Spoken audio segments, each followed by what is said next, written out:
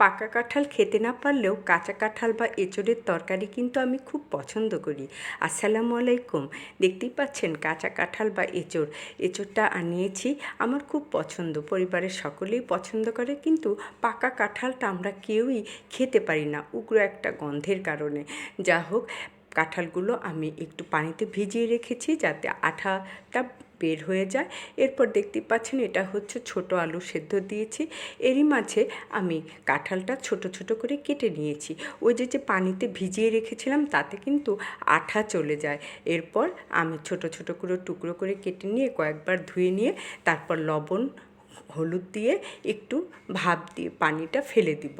এরপর চলে আসলাম মেইন রান্নায়। দেখতে পাচ্ছেন বেশ কিছু পেঁয়াজ আমি ভেজে নিয়েছি। তারপর মুরগির কিছু মাংস ছিল, ভাবলাম কাঁঠালটা আমি মাংস দিয়ে রান্না করব। মাংস ছাড়াও কিন্তু কাঁঠাল অনেক মজা হয় এঁচোড় রান্নাটা।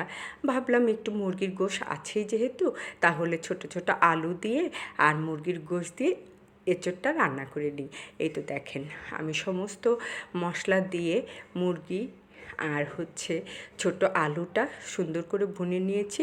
মুরগির মাংসটা যখন একদম গলে গিয়েছে তখন আমি ওই যে কাঁঠালটা সেদ্ধ করে রেখেছিলাম সেটা এখন আমি এর মধ্যে মিশিয়ে দেব। এই তো দেখেন আমি কিন্তু মাংসের মধ্যে কাঁঠালটা মিশিয়ে দিয়েছি, অর্থাৎ এঁচোড়টা এর সঙ্গে মিশিয়ে তারপর কিছুক্ষণ নেড়ে চেড়ে একটুখানি গরম মশলার গুঁড়ো দিয়ে নামিয়ে নিব। যেহেতু দুটোই আমার হয়ে গিয়েছে, অর্থাৎ কাঁঠালটাও তো সেদ্ধ করা ছিল। এই তো দেখেন আলহামদুলিল্লাহ খুব মজা হয়েছিল রান্নাটা।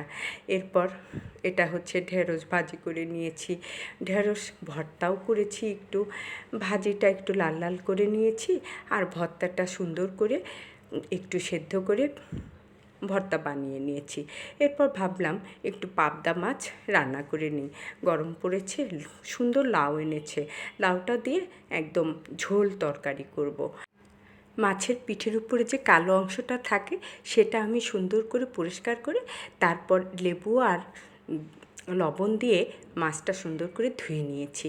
এই তো দেখতেই পাচ্ছেন মাছটা আমার ভুনা হয়ে গেলে তারপর আমি লাউয়ের তরকারির মধ্যে দিয়ে দিব। এটা একটু আলাদা করে ভুনে নিয়েছিলাম।